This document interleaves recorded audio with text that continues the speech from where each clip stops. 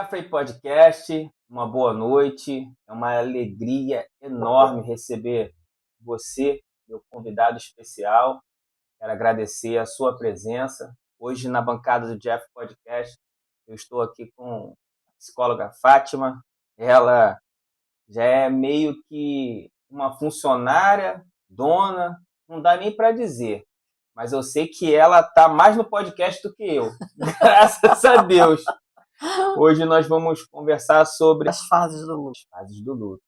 É isso aí, pessoal. O quanto isso pode ser impactante, o quanto pode ajudar você que está do outro lado. E eu quero fazer um convite especial. Você que não segue, por favor, faça as honras, compartilha, para que o YouTube entenda que esse conteúdo tem relevância. E bora! Bora para mais um Jeff Podcast. E é um Jeff Podcast de Natal, né? É o último podcast do mês de dezembro. Fátima, muito obrigado pela sua presença. É uma honra receber você aqui no Jeff Podcast. Fique à vontade. É clichê falar isso, mas você sabe. Aqui é a sua segunda casa. Eu agradeço a oportunidade mais uma vez de estarmos aqui, onde eu vou falar das fases do luto. Precisa ser respeitado, tá? Não julguem, porque existem pessoas e pessoas, elas têm situações diversas. Uns passam pelas fases do luto de boa e outras têm dificuldade, né? Então, as fases do luto a gente denomina em 5, mas na verdade pode ser até 7, aonde tem desde da negação até, gente, eu anotei, tá? Até a reconstrução. E você varia, você vai das fases, você vai da primeira até a última, né? Pode passar por ela, pode ir e voltar até aceitar. É muito difícil, né, viver o luto. Tem gente que aceita de boa. Eu vou te dar um exemplo meu. Eu recebi a notícia da morte da minha mãe por telefone. Tinha 36 anos. E febre emocional geralmente só dá em criança. E quando eu recebi, a minha mãe era doente mental, eu recebi a notícia por telefone. Então, eu estava com a minha sobrinha no colo, eu perdi a força nos braços. Eu não sentia meus braços. Eu só consegui me movimentar e chegar na janela, apoiar o braço para segurar a Miriam, porque a Miriam é uma bebê, né? E peguei, gritei a vizinha, consegui chamar a vizinha. Então, dali, ela veio, me ajudou e tudo, beleza. E quando foi à noite, meu marido chegou, eu comecei a sentir no frio, já estava de tardinha, né? Muito frio, muito frio, muito frio, frio, frio, me arrepiando. E botei o termômetro e estava com quase 40 graus de febre. Eu tinha 36 anos na época. E eu tomei um remédio, um comprimido, e a febre não passou. E a febre persistiu, batia queixo, calafrio de frio. E a febre não passou e não adiantava, e tomei banho e nada de melhorar, febre, febre, febre. E eu peguei, meu marido foi, me levou no hospital. E quando eu cheguei no hospital, o médico foi, fez todos os exames que tinha que fazer e não foi diagnosticado nada. Ele foi e perguntou ao meu marido se tinha acontecido alguma coisa, se eu tinha recebido algum tipo de notícia. E meu marido foi falar, recebeu a notícia da morte da mãe dela por telefone. Então eu tive uma febre emocional. Geralmente, essa febre emocional só dá em criança. Mas quem me conhece sabe que a minha idade mental é de 7 anos, enfim. A minha criança interior, ela insiste em continuar, e graças a Deus que ela insiste em continuar. Então, eu tive que tomar diazepam na veia para poder a febre passar. E realmente a febre passou, mas eu fiquei banzeira, e eu passei o enterro da minha mãe totalmente lerdinha, lerdinha, lerdinha. Então, a gente precisa respeitar a fase de cada um. Tem gente que passa, aceita de boa, não, eu estou triste, mas vai passar. Não pense, gente, pelo amor de Deus, não veja aquele clichê, você tem que passar porque vai passar hoje, amanhã, reage. Não, deixa a pessoa sentir o que está sentindo, deixa ela chorar, deixa ela gritar, deixa ela ficar inclusa. Deixa ela ficar inclusa na situação até ela absorver, porque isso precisa ser digerado. Ela está em choque. O primeiro impacto é um choque. Aí vai negando, negando, até aceitar. Aí é onde vai, depois tem um sentimento de culpa, Aí vai as fases passando. Mas o primeiro instante é o choque. E quando a pessoa consegue identificar se a pessoa está entrando num quadro depressivo? Porque o luto pode gerar um quadro depressivo? Olha, pode, tá? Mas não necessariamente na primeira situação. Ela pode acontecer, sim, mas se a pessoa já ser propenso a fazer um quadro depressivo, ele vai atenuar mais ainda, acentuar mais ainda. Se não, a gente precisa entender porque a depressão, como eu falei no podcast anterior, a depressão e a tristeza são dois sentimentos que andam juntinhos. Então, a gente precisa primeiro ver, passar aquela situação para ver se realmente ele está evoluindo para um quadro depressivo ou vivendo a fase de um luto. Geralmente, o luto ele não tem um tempo específico para acontecer. Eu posso passar pelo luto em 1, 2 meses, 3 meses, ou então 1 ano. Tá entendendo? Então, isso depende de cada um, depende do emocional de cada um. Tem pessoas que passam de boa, tem gente que não, que precisa digerir aquela situação dependendo do sentimento que ela tem pelaquela pessoa falecida.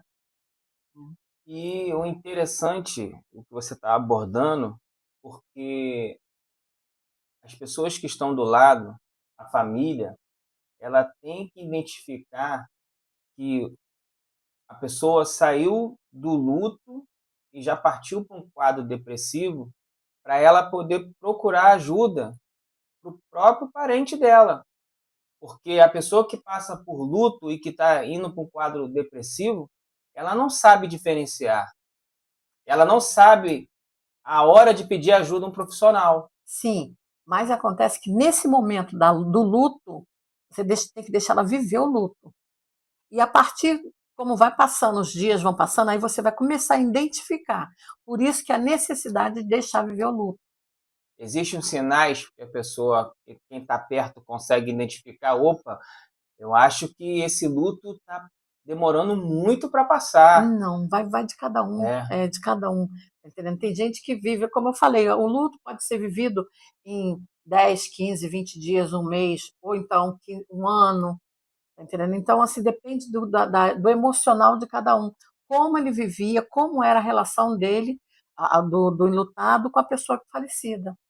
por que eu estou falando isso? Eu não tive a oportunidade de conhecer a minha avó por parte de mãe, mas a minha mãe ela conversava muito comigo que quando ela perdeu o pai dela, a minha avó ela era tão unida com meu avô que ela vivia num quadro depressivo, parecia que o luto nunca ia terminar. 2 anos depois ela veio falecer. Aí sim, e quando você vê, começar a ver, que passou 1 mês, 2 meses, 3 meses, é normal viver as fases do luto, até dependendo da relação que a pessoa tem com o enlutado, tá? Então, o enlutado tem com o falecido, né? Ou a falecida. Mas aí, se ela der continuidade, passou-se 1 ano, e você vê gradativamente, a pessoa não está evoluindo, ela não vai ficar necessariamente somente naquele quadro de tristeza. Ela vai ter momentos de alegria, momentos emocionais, momentos de lembranças da pessoa falecida. Isso você tem que deixar acontecer. Não fica lembrando, não, deixa ela lembrar. É importante. Principalmente se você começar a trabalhar com ela, se ela começar a lembrar da pessoa que morreu, quando que se morreu mais fácil, né? Sim, Da pessoa que morreu, quadros alegres, coisas alegres que passou. Mesmo que aquela pessoa tenha vivido momentos finais de doenças, acamado, mas lembra dos momentos alegres. Traz a memória daquela pessoa dos momentos alegres, por mais que ela não queira lembrar. Ela não, eu não quero falar sobre isso. Por mais que não fale naquele momento. Então, respeite, tá? Respeite, mas todas as vezes que a pessoa começar a falar, você fala assim, poxa, mas você lembra aquela vez que ela fez isso, aquilo outro? Precisa trazer, por quê? Quando faz esse momento, libera a dopamina. Tá entendendo? Ela está numa fase bem para baixo, mas quando ela traz à memória momentos bons e alegres, ela libera a dopamina. Isso dá uma carga, dá um levante na pessoa. Dopamina são neurotransmissores, né? Então, quando ela dá essa carga de dopamina, ela libera, mesmo que depois ela volte. Mas aí é isso que tem que ser trabalhado. Sabe aquele ditado que diz que água mole em pedra dura, tanto bate até que fura? Então, a Sim, gente precisa insistir para que a pessoa relembre os momentos bons. Mas se ela não quiser lembrar, respeite. Ela não quer lembrar. Então, só respeite esse momento, entendeu? existe outras fases do luto fácil de identificar? Olha, o choque de negação é a primeira de tudo, em que a pessoa está em choque, né, pela pessoa que foi embora. Então ela dói, né? Então a segunda fase é a dor e culpa. Ela muitas das vezes ela pode sentir dor, ela sente dor, mas também se culpabiliza pelo ocorrido. Mesmo que ela não tenha culpa, ela vai se sentir de alguma. É como uma mãe. Quando um filho cai, por mais que você diga para ele, é, tá vendo, eu não avisei, mas a mãe vai sentir culpa, porque de alguma forma ela sabe que ela tinha que precaver ou né, não é predeterminar, não, é prevenir para aquilo não acontecesse. Tá entendendo? Então tem a dor da culpa, tem a dor e a culpa, aonde a pessoa percebe que o que aconteceu é verdade, é uma fase caótica e assustadora. Né? Então, como eu te falei, ela pode vir da primeira, passar da primeira fase, passar para a terceira fase, que é a raiva. Tá? E pode variar até ela passar em todas as fases sequencialmente, da primeira até a sétima fase. Geralmente são 5 fases as principais. Mas ela vai na primeira, aí ela pode passar para dor e culpa, ou então passar direto da primeira para a terceira, que é a raiva. Nessa fase a pessoa fica com raiva devido à injustiça e pode ficar irritada com as pessoas responsáveis pela perda da sua vida. A gestão, a gestão da raiva, em questão da raiva. É necessário viver essa fase do luto.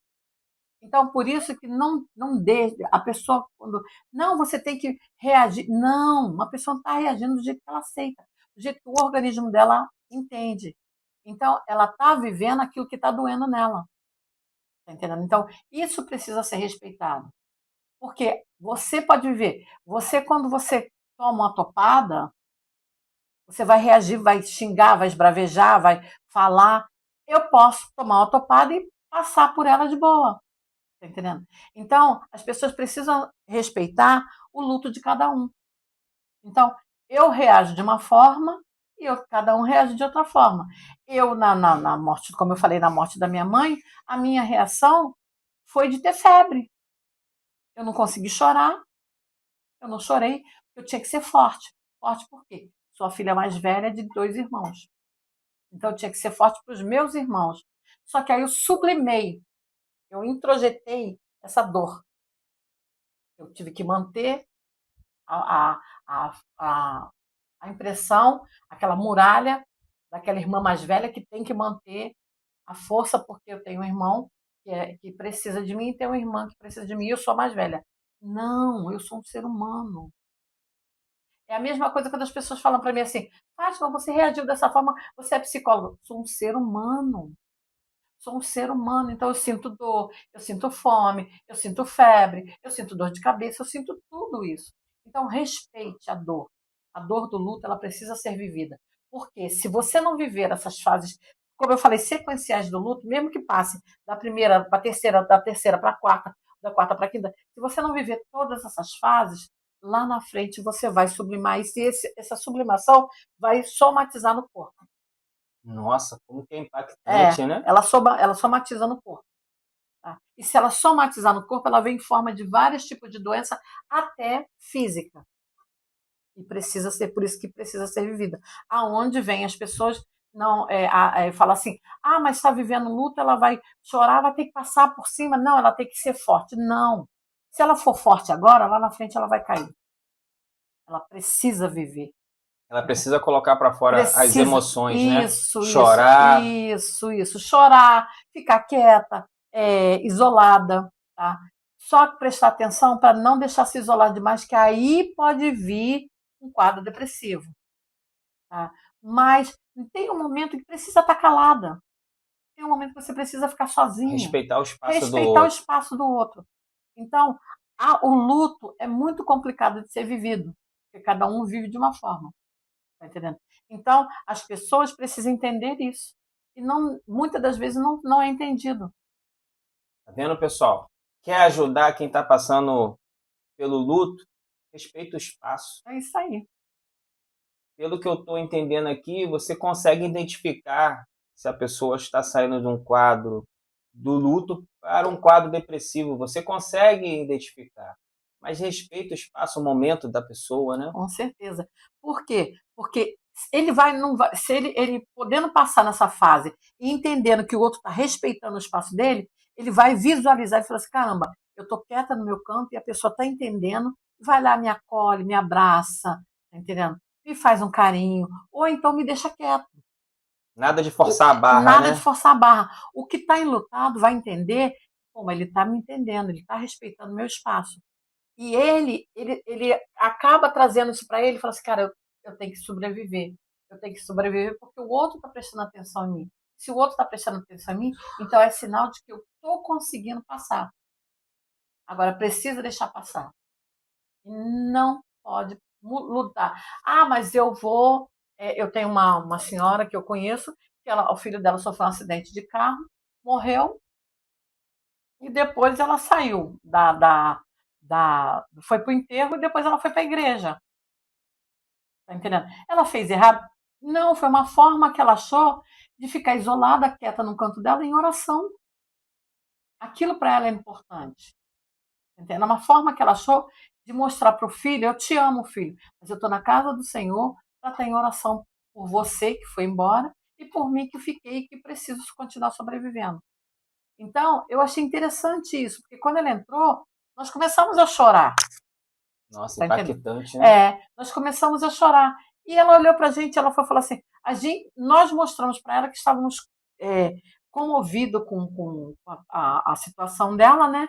Mas ela falou assim: ela olhou para a gente e falou assim: gente, eu estou bem, eu preciso estar aqui para poder continuar sobrevivendo. Para mim é importante estar aqui. Tem gente que precisa se isolar. Então, é o respeitar o espaço de cada um. Tem gente que grita, chora, é uma Ah, tá histérica. Não, ela tá exteriorizando o que tá sentindo. Ela não tá histérica, tá doendo. Tá doendo, é uma facada no peito. Vamos dizer assim, literalmente, né? É uma facada no peito, é uma dor lacinante. Então, tem pessoas que ficam caladas, choram, tem gente que grita, esperneia, se joga no chão. É histérico. Ela tá com os nervos dela à flor da pele, ela tá com a adrenalina a mil. Ela precisa mostrar que tá doendo. Mas não é mostrar para o mundo, é mostrar não é para mostrar para as pessoas, é para mostrar para o mundo, mostrar para ela mesma que a dor tá muito forte. Isso precisa ser respeitado. Cada um reage de uma Cada um forma, né? reage de uma forma. Entendeu? E o não respeitar, você reage de uma forma, eu reajo de outra. Você, no caso, a tua avó, né? A Isso. tua avó levou 2 anos, ela entrou num quadro depressivo e acabou falecendo. Isso aí precisa ser observado, né? Mas eu reagi na hora. Eu tive febre emocional. Nossa. Eu só no remédio nenhum baixava a minha febre. Eu tive que entrar no remédio psiquiátrico para poder me acalmar, porque eu vivi com a minha mãe em hospital psiquiátrico durante uma vida inteira. Mas a minha mãe foi embora. Ela não estava mais ali perto de mim, mesmo estando no hospital. Eu cheguei a tirá-la do hospital, mas ela não conseguiu continuar comigo, porque o hospital para ela era a casa dela. E eu tinha que respeitar o espaço dela. Eu queria muito tirar ela do hospital, trazer ela para morar comigo, mas ela não se adaptou. E a psiquiatra falou para mim: Fátima, você tem que respeitar o espaço dela. É isso que a gente fala, respeitar o espaço. Então, eu voltei com ela para o hospital. Quando eu voltei para o hospital, que ela virou para mim e falou assim: mãezinha, voltei para casa. Aquilo me doeu muito, mas a casa dela não era mais hospital. A casa dela era a minha casa, a casa que ela estava morando comigo. Mas ela não se adaptava mais. Então, eu respeitei o espaço dela e levei ela de volta para o hospital. E ela veio a falecer no hospital. Impactante, pessoal. Jeffrey Podcast, você que está chegando agora, não esqueça de deixar o like, compartilhe esse conteúdo para que o YouTube entenda que esse conteúdo tem relevância e você sabe, né? Vai ajudar outras famílias. Doutora, é normal, já aconteceu dentro do consultório, você atender uma pessoa que, por não ter respeitado as fases do luto, ter perdido uma pessoa e 6 meses depois ela entrar num quadro de luto de novo, depressivo, por conta de lá atrás ela não ter respeitado ou alguém não respeitou a fase dela? É normal acontecer isso? Eu estou com um paciente agora nessa situação. Dia 23 agora, fez um ano, que ele é filho único, o pai dele faleceu, teve um infarto fulminante. E ele estava indo bem, isolado, quieto num canto, mas ele acabou tendo crises e crises de ansiedade, a ponto dele não se cortar, mas ele se tremia, ele se batia muito. Então, por quê? Porque ele tinha que ajudar a mãe dele. Agora, tem mais ou menos um mês e pouco, quase 2 meses, que ele começou a terapia comigo. E a gente está trabalhando justamente falando em cima do luto. Né? Então, eu falo com ele em cima do luto, eu trabalho com cards. Então, eu esqueci de me apresentar, gente. Eu sou pós-graduada em psicologia, eu sou graduada em psicologia com formação e pós-graduada em terapia cognitivo-comportamental. Então, a terapia cognitivo-comportamental, ela trabalha muito com técnicas. E uma das técnicas do luto são os cards. Eu estou trabalhando esses cards. Eu vou trabalhando essa situação com ele até onde ele me permitir. Então, eu tiro um card e dou para ele, ou então ele escolhe um card qualquer e ele vai ler. Aí ele fala assim: eu não quero falar sobre isso, é um direito dele, eu não quero falar sobre isso. Tudo bem, então vamos dar sequência às próximas. E se ele, aí aquela ali eu já separo, porque vai chegar um momento que a gente vai ter que falar. Mas quando ele puder, ele vai dizer para mim: doutora, eu posso falar sobre isso. Eu quero falar sobre aquelas cartinhas que eu tirei e que eu não trabalhei com elas. Porque agora eu estou pronto, agora eu estou fortalecido. Tá entendendo? Então eu preciso respeitar isso. E muitas das vezes, quando eu começo a trabalhar com ele essas questões, ele vai e começa a chorar. Eu respeito também. E muitas das vezes eu choro junto, tá, gente? Porque uma das características da minha personalidade é ser muito mãezona. Então, eu abraço o paciente, eu deito ele no meu colo, eu converso com ele, tá entendendo? Para ele entender que ali ele tem uma psicóloga, mas ele tem um ser humano também que está batendo juntinho, entendendo a dor dele e acolhendo a dor dele. Porque para isso ele procurou a psicologia. Para isso ele me procurou para trabalhar essas questões com ele. Então, é isso que a gente precisa entender. Somos profissionais, sim, mas também somos seres humanos, tá?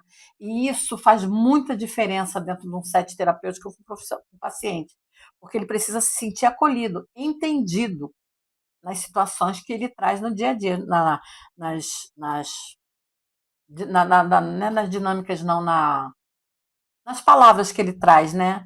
O que dói nele, o que ele traz no dia a dia dentro do set terapêutico, então ele precisa se sentir acolhido. E você, né? Entendo, entendo. Aham, aham. Gente, somos seres humanos, não somos robô. Então, a gente precisa ver isso e o paciente precisa se sentir acolhido em relação a isso, porque faz uma diferença enorme. Tá? Eu postei essa semana no meu status duas postagens de uma paciente minha que ela me autorizou, né? Em que ela já estou há mais de um ano tentando dar alta para ela e ela não aceita. Tu viu o que eu postei? Vi não. Não. Ela falou que eu estou mais de um ano tentando dar alta para ela e ela se recusa, porque nos momentos que ela mais precisa é a hora que ela lembra de mim. Eu falei assim, mas o objetivo é esse, é que você vá. Você vai, se você precisar, você pode voltar. Ah, mas eu não quero voltar, eu quero continuar. Então, atenda uma vez por mês ou 2 vezes por mês. E outra que postou ontem também é uma paciente que eu atendo na Argentina, em que ela está toda dançando. E eu senti ela livre, leve, solta. Para mim, aquilo ali, sabe? E eu gostei muito da foto. Aí ela mandou para mim a postagem. Aí eu achei muito interessante, porque é liberdade, a gente precisa dar liberdade para o paciente, e desde o momento que ele também entenda que ele foi acolhido ali, ele chega lá, muitas das vezes no meu consultório o paciente chega e ele deita lá, no, posso deitar aqui? Eu falei, pode. Posso tirar o sapato? Eu falei, pode. Ele tira o sapato, pode deitar? Posso. Aí eu posso ficar quietinha aqui. Eu tenho paciente que ficou deitado em posição fetal. A sensação que eu tive é que quando ele tivesse voltado ao útero materno, porque estava muito doído para ele Ele perdeu a mãe, ele e a irmã perdeu a mãe na época da Covid.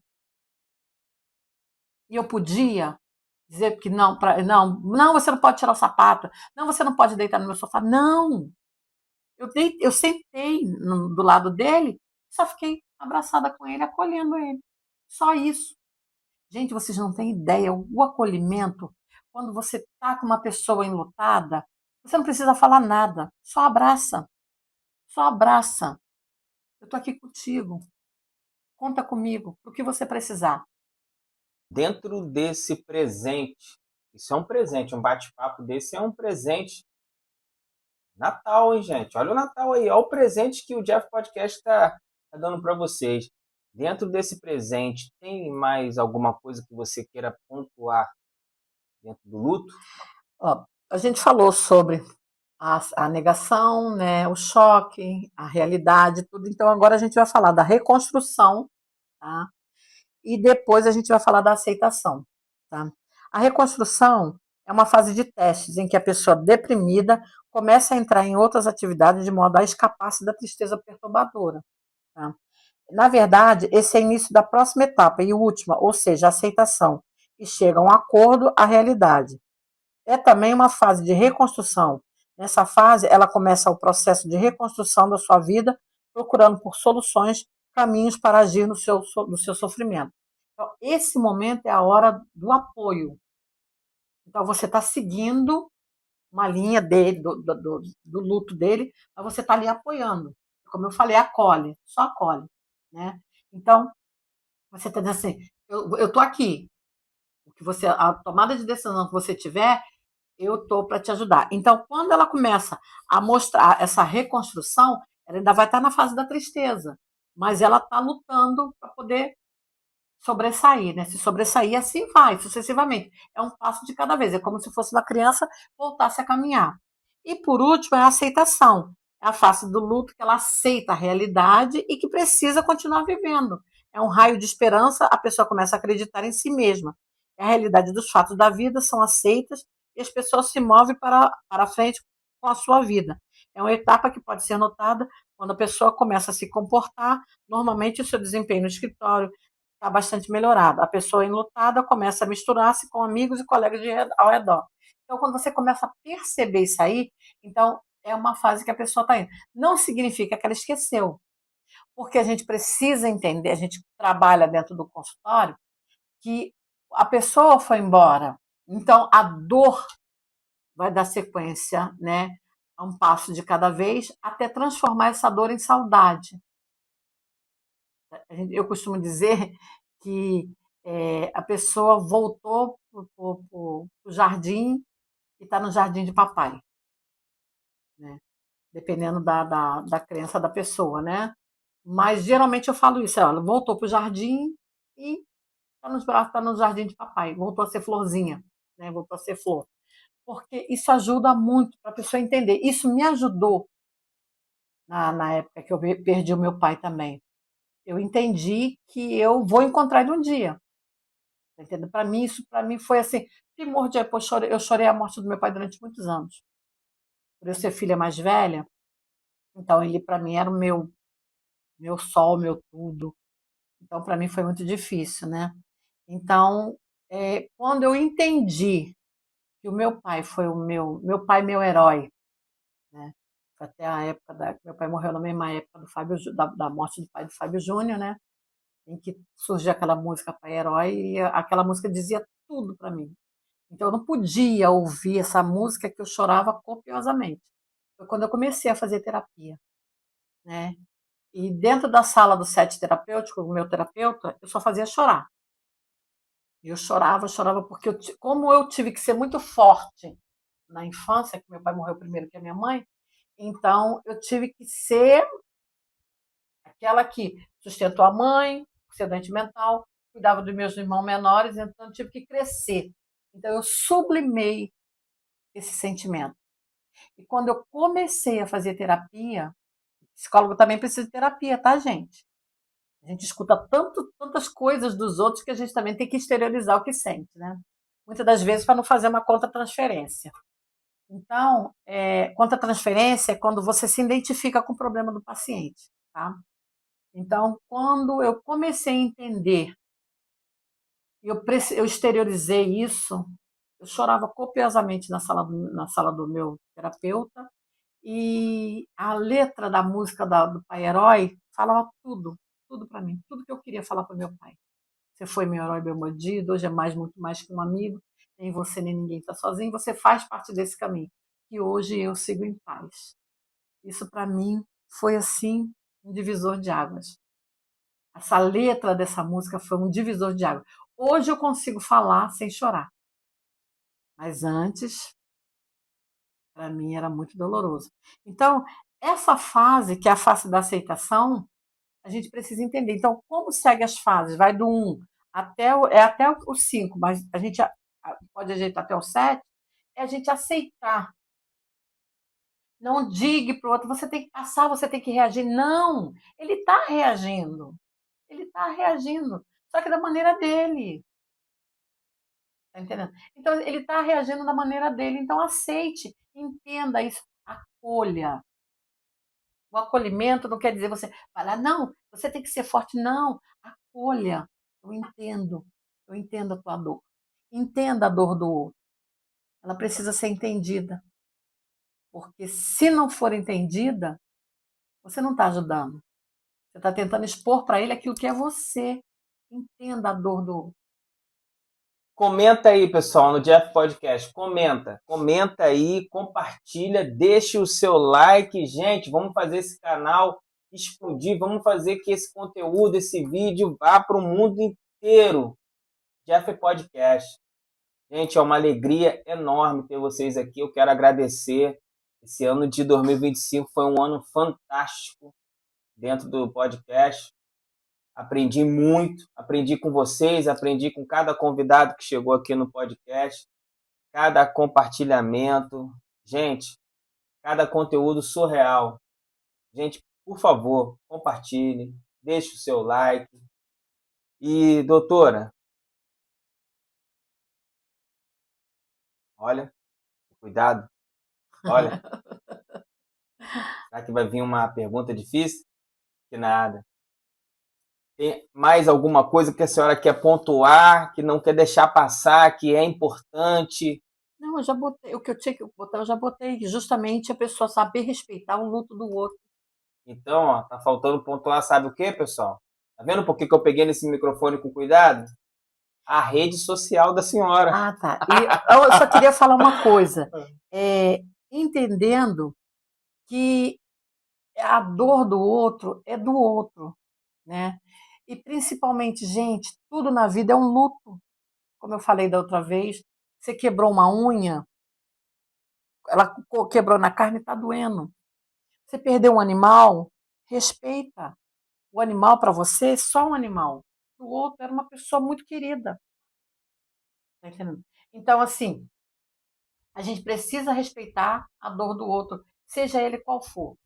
Num animal, num ser humano, numa perda de alguma coisa, na perda de uma casa, na perda de alguma coisa. É um luto. Tudo na vida é um luto. Entendeu? Então, era isso que eu queria deixar para vocês.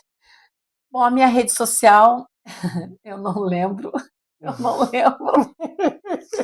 Olha no telefone aí, olha no telefone, não tem problema. Olha aí no telefone. Eu não lembro, cara. Gente, aqui é tudo assim, nada combinado, aqui é espontâneo. Jeff Podcast, o meu, o seu, o nosso, é isso aí. Ela vai deixar a rede social aqui, gente. A minha rede social é @psicóloga_Fátima. Tá? E tem, isso é no Instagram, e tem o Facebook, que é Psicóloga Fátima, Maria de Fátima. Já está atendendo em Araruama? Já sim. Eu estou atendendo ali em frente ao setor de imagem da prefeitura, né, com hora marcada, porque eu subloco o espaço, né, porque ainda não tive, né, como montar um espaço para mim, porque eu estou aqui há pouco tempo, 6 anos, né, mas mesmo assim é complicado você fazer o teu nome num lugar em que ninguém te conhece. Eu atendo em Duque de Caxias também, lá eu tenho meu espaço, né, o espaço é meu, e é isso. Atendimento online? Faço atendimento online também. Inclusive, eu tô atendendo na Argentina e na Suécia. Ó, tá vendo aí? Você que está nos Estados Unidos pode entrar em contato. Eu tenho seguidor dos Estados Unidos, por que não? Entre em contato com a psicóloga. Fátima, muito obrigado. Obrigada a você pela Mais uma oportunidade. vez. Um conteúdo tão lindo. Assim, meu coração ele enche de alegria, porque eu sinto que eu tô no lugar certo, eu sinto que eu tô espalhando a semente do bem, levar conteúdo de qualidade, é realmente colocar a cabeça no travesseiro e falar missão cumprida, que é espalhar a semente do bem e realmente ajudar uma pessoa que está do outro lado. Eu recebo comentários de pessoas assim, nossa, quanto que esse podcast, esse bate-papo me ajudou. E me ajudou também, porque eu sou uma pessoa do bem e eu quero é isso aí, espalhar a semente do bem. Jeff Podcast, Feliz Natal 2026 tem muitas entrevistas para surgir aqui no canal. Tamo junto e obrigado. Eu agradeço a oportunidade. Eu exerço a minha profissão com amor, gente. É muito cansativo, mas cansativo de uma forma assim, pela minha idade, né? Então, mas realmente eu faço com amor. Eu amo, amo ser psicóloga. Psicóloga para mim tá no meu sangue, sabe? É uma profissão que para mim caiu assim como uma luva. Eu nunca me vi fazendo outra coisa. Fiz outras coisas, né? Trabalhei em outras situações, mas a primeira oportunidade que eu tive, eu voltei a estudar com 36 anos no ensino fundamental, né, na quarta série, e me formei aos 51 anos, depois de fazer faculdade, me formei aos 51 anos de idade. Nesse meio do caminho eu tive um acidente vascular isquêmico, mas não desisti. Não desista nunca, nunca, nunca dos sonhos de vocês. Nunca, por mais difícil que aconteça. Lute, lute. É o bem maior que a gente tem, é a realização dos nossos sonhos. Então, hoje eu sou psicóloga por amor. Eu amo fazer o que eu faço. Eu amo cuidar de vidas. Eu amo mesmo, de coração, eu amo cuidar de vidas. Eu estou falando sincero mesmo, Jefferson, é verdade. Eu amo ser psicóloga. Jeff Podcast. Gente, Feliz Natal. Amo vocês. Obrigado pela parceria. Obrigado pelo carinho. Obrigado por cada comentário, cada compartilhamento, cada força. Não é fácil você abrir um canal de podcast com pouco recurso e tocar o barco do jeito que a gente está tocando, ver as coisas acontecerem da forma que está acontecendo. Graças a Deus. Deus abençoe vocês. Em 2026, aguardo vocês lá comigo no Jeff Podcast. Tamo junto. Beijo grande. Amo vocês.